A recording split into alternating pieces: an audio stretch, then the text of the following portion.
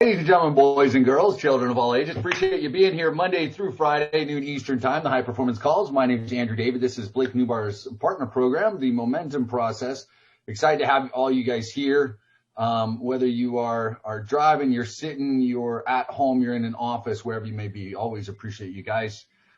Today, we got some fun stuff to talk to you about, and it may lead into a pretty cool series. I'm trying to put together a couple of special guests. Let's talk a little bit about money. I want to talk a little bit about money. I want to talk a little bit about employment, and we're going to dive into a book that's kind of a staple, foundational really when it comes to being an entrepreneur. Money is something you have to learn how to get it, keep it, multiply it, right? Ultimately, that's what we're all doing. In order to go through your life, you need to learn how to get it and different ways to get it. Then you got to learn how to keep it. Then you got to learn how to multiply it. It doesn't do you any good to get it and not keep it. Some of us have a relationship that just stinks with money. Let me see. And, you spend it or you give it away before you're able to do anything with it. Once you start to multiply it, and you got to understand the reason I put this in a circle is because it is cyclical. It's something that never ends, right? That process is something we keep doing. So occasionally I get people say, look, I don't do this for the money, and that's great, but it's about building yourself and that income so that I can take care of my family or others or bless others' lives, whatever it may be. You need to learn how to get it, keep it, and multiply it, right? So, book I want to talk about. I finally got in a new edition. What are we looking at, guys? What book is this? Some of you guys don't know it. What are we looking at? Pop on in. Cashflow. There you go. Cashflow Quadrant. Cashflow Quadrant. All right, guys. So before I start to break it down, how many of you guys have already read Cashflow Quadrant? I'm reading it. Good. Ernie's reading it right now. I've read it twice now. Good, Renee. Tough to get the time to find the reading time when studying and all that right now, but yeah. Well, that's part. Look, and guys, the more you read, the quicker you get at it. Man, this really is delaying, huh? That's throwing me off. So the more you read, the quicker you read, the better you get at all of this. Michelle, yeah, I would definitely read it. Having had conversations with you, knowing where you're at, let's get you reading. So Cashflow Quadrant, what do you guys that have read it or that know about it? What do you remember? What are some key elements that have stood out to you? Why is it one of those books that people always talk about? Well, because it's fundamental in terms of understanding where you need to be moving to.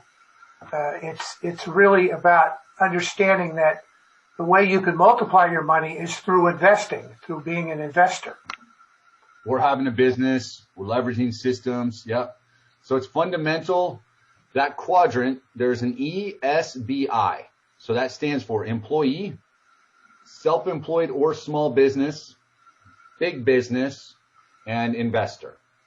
Right? Yes. So what are some other? The right side is uncomfortable, but it's where we need to be. The right side of the quadrant is uncomfortable, but it's where we need to be. Why is it uncomfortable for most people? Because it can be risky. There is risk there, sure. We weren't brought up believing that that's what we can be. Yeah, a lot of people were brought up believing that's other people. It's like this other kind of alien race that you encounter occasionally, or you see, on TV or in the newspapers, but it Grow can't up, really be. Go to school, get a good job instead of, use your smarts and your wits to build other systems around you. Right. Now, systems is one of the key words. So I'm going to break down so you guys now. There's nothing, I want to be clear, there's nothing inherently wrong with any quadrant, okay? Some of them are more difficult to achieve, whatever your goals may be. If a goal includes financial or time freedom, if it includes certain elements like that, certain quadrants make it much more difficult to achieve those things, right? Not that there's anything wrong. Some people love being an employee. Right? I call employees personally, and this comes from my background because I was in cleaning, restoration, doing other things, and then talking with my dad, who was a locksmith for years and years. I always call them technicians, right? Employees they're a specialist. That's what they do. And some people love being a technician and they're great at it, right? We've all known somebody that is awesome at their job and that's all they ever want to do. You go, man, why don't you become a manager? Because I don't want to be in management. I don't want to worry about other people. Why don't you start your own? Because I don't want to have to worry about X, Y, like fill in the blank. They just love doing what they do. And that's fine. That's great. If they get fulfillment with that, awesome. Small business, big business investors, they shouldn't, and we should not see anything inherently wrong with that. Now, some of us have a built-in aversion to that right side. Like Renee said, there's a little bit more risk there. I'm going to cover some of that. But when we look, we go, hey, investments may not be good. It's scary. It's different, right? I don't know. I get this all the time. I like knowing that I got my hands on something, that I had something to do with it. Okay, that's great. When I did cleaning, I used to love walking into, if I was going to polish a floor, for example, we were doing marble polishing and just seeing something that just scratched all the hell. It looks awful. And by the time I'm done, you can see, like, it looks like a mirror, just that reflection, the sun coming in the window, and you can see every line of the blinds. It's awesome. I used to love being able to walk out of something doing that. It's great, right? But there is a difference in mindset between the different quadrants. So, good, Michelle. Reading Napoleon Hill is awesome. All of his stuff is great. So here's the basics of the cash flow quadrant. Employee means you make money by working for other people. Self-employed small business means you make money by owning a job and working for yourself, right? Because let's be real. When you're a small business owner, you own a job. You're still doing the job. You're just one calling the shots. The business owner means you own a system and then your money starts working for you. An investor means your money or other people's money is working for you, right? That's the most basic drop down of those. Okay. Now let's kind of break down each one a little bit more. An employee means you work for someone else. You value security, good benefits, steady income. The money kind of depends on the job, the career. Your time that you have is dictated by management, right? This is when you're going to work.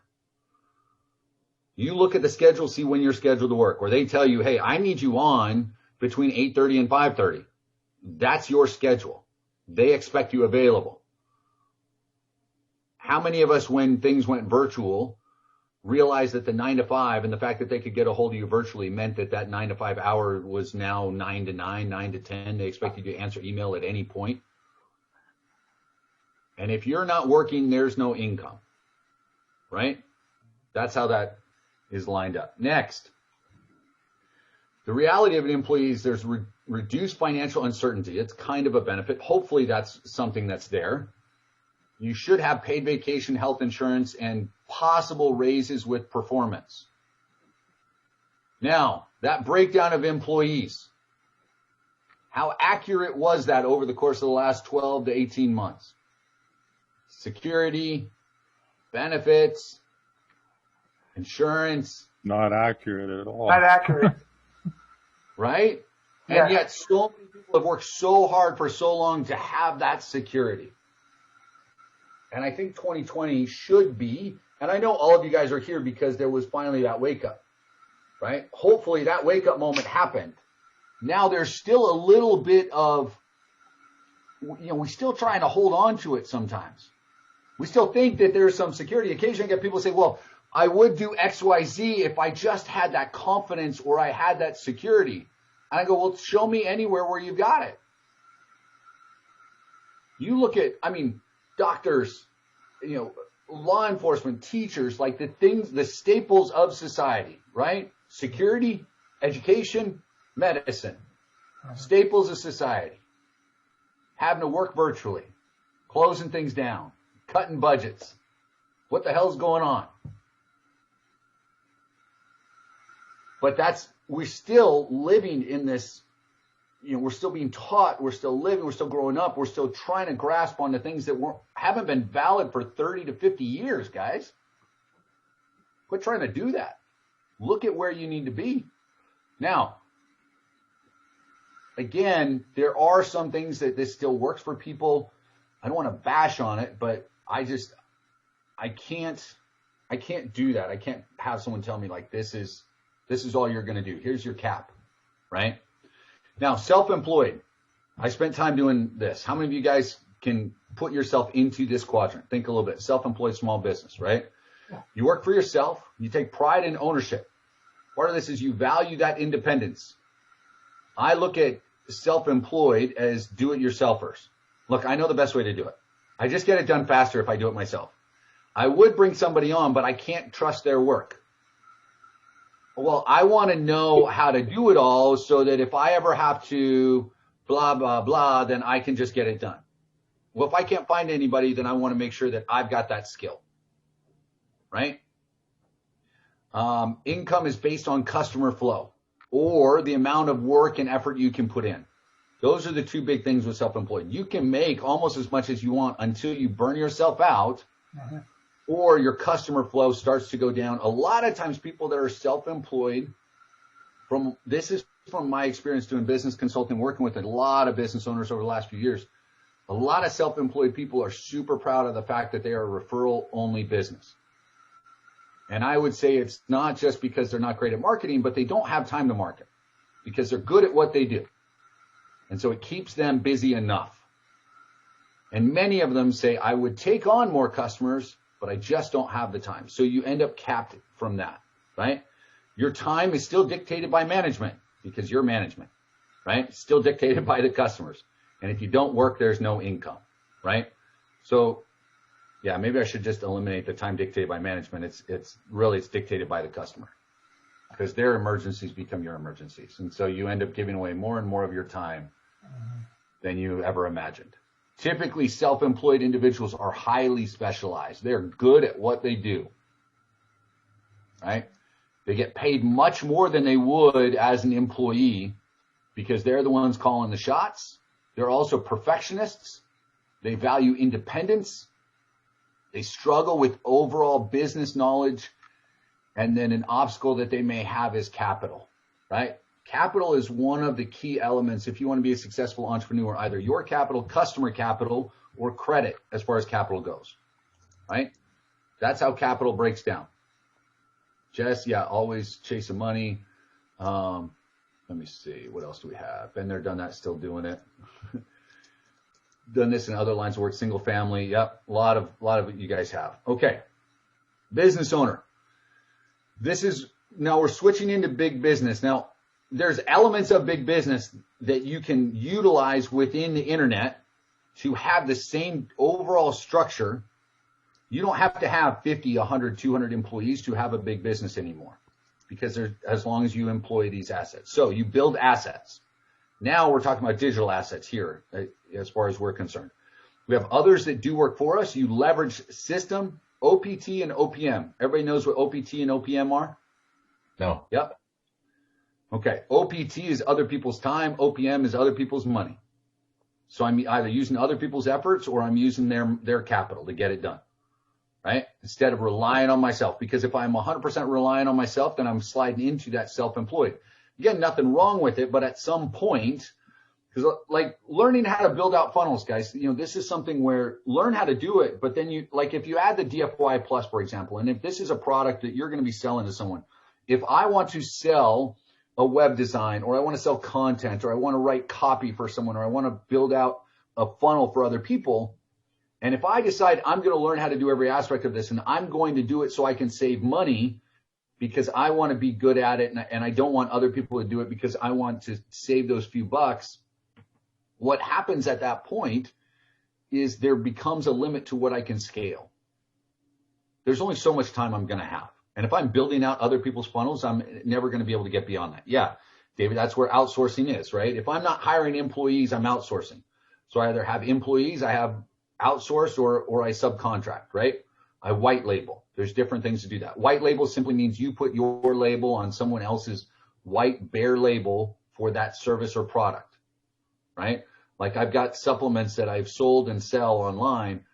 I'm not sitting in my office, like mad scientists putting together supplements, right? Somebody else is doing it and I'm paying them to slap my label on there, right? So business owners look for scalability, things that they do, and they make choices based on, is this something I'm going to be able to scale? Some of you guys that want to be coaches, group coaching is scalable. One-on-one, not so much. So at some point I start to value my one-on-one at a much higher level, and I charge people for that because time is money, right? But then, or really time is priceless. So I start to look for ways to make things scalable. Harley, we'll end up I'll talk about, outsourcing and things at one point. Yeah, and Scott, you get to a point, 30 clients by yourself. If you're doing a daily call a month for each client, then that's a call every single day, plus little emergencies that they may have, plus answering emails, plus your own marketing and everything you need to keep your business going, because this we go back to here, right? Now I've got it. How do I keep it and multiply it? And at some point, if I can't multiply it on my own efforts, I've got to find other ways to leverage that. That's where the business owner comes in, and with the system, other things they do, there's scalability. So they build teams. Income is based on the systems in the market. It's not based strictly on time. There is, like Renee said, there is a risk reward element to a business owner. But I think if 2020 taught us anything, is that risk reward is just as evident inside the employee and self-employed quadrants, if not more lately, because you don't have any control over whether or not that risk or what the reward is. You don't know if they're going to close shop or something's going to be affected. Maybe you're in an area where you had employment that you thought would be fine and government continues to restrict you. You got no control over that. Business owners, typically, if they put in the right scalability, the right systems, and they're leveraging in the right way, there is an element of time freedom available. Normally, a business owner will have to spend a bit more time at the beginning to create the systems that will give them that freedom. And income then can be generated outside the 9 to 5 because other people are doing work to make them money, right? Next is the I quadrant. They build assets. They also invest in pre-existing assets. They use leverage. They use scalability. Money works for them. They're not working for money. They put their money to work. Their income is based on the systems in the markets. Again, risk reward, time freedom. Income is being generated all of the time through different assets, whether it's real estate, it's online businesses, it's the market, what have you. There are things that the investor is always doing to deploy capital.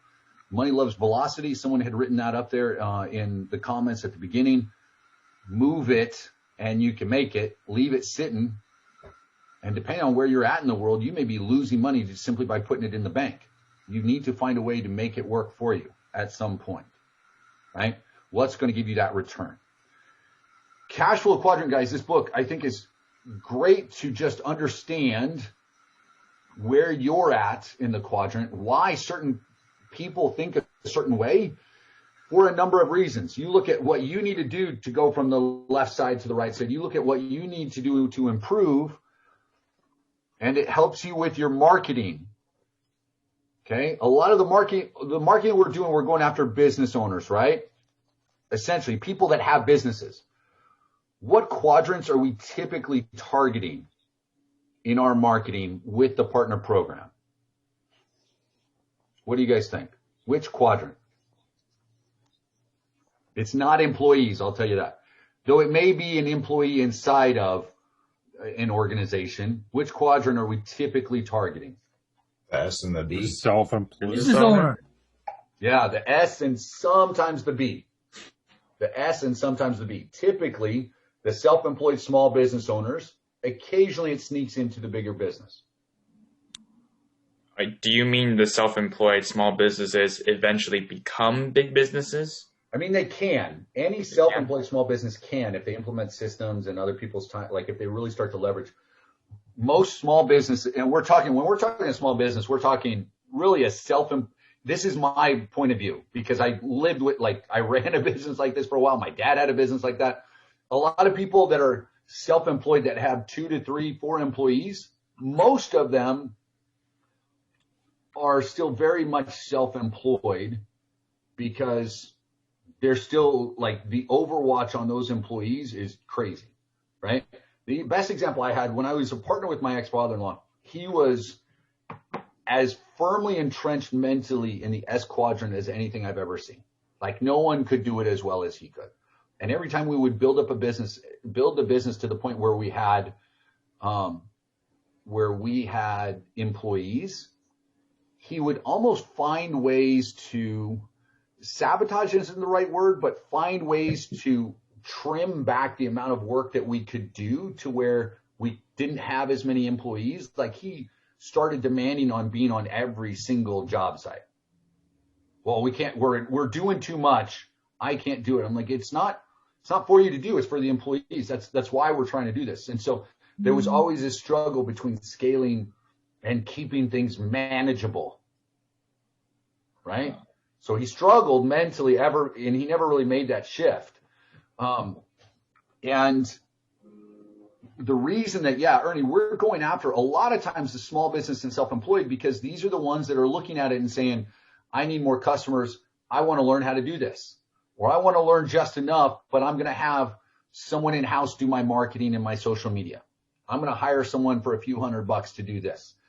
It's perfect for that market because that's their mentality. And the reality is that most business owners, and yes, it is most, it's 80 to 90% of business owners will fall into that category of people that either want to do it themselves or they got someone on staff and this works perfectly for them, or you're reaching an employee in that organization that's right next to the owner that happens to be in charge of that. How many of you guys are an office manager or you ever been in the office manager position where you were also in charge of the internet stuff, the marketing, right? And you're booking appointments and you're doing all of this other stuff.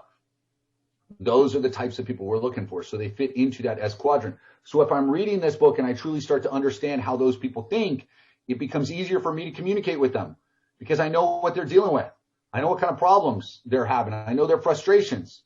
And that's what I've talked about on some of these calls, the branding direct response marketing. Understanding direct response marketing means that you understand your USP, which is your unique selling position, or your MDP is what I've called it at times, your market dominating position. So you know the problem that they have but they don't want and what they want but they don't have, right? What do they have but they don't want? What do they want but they don't have?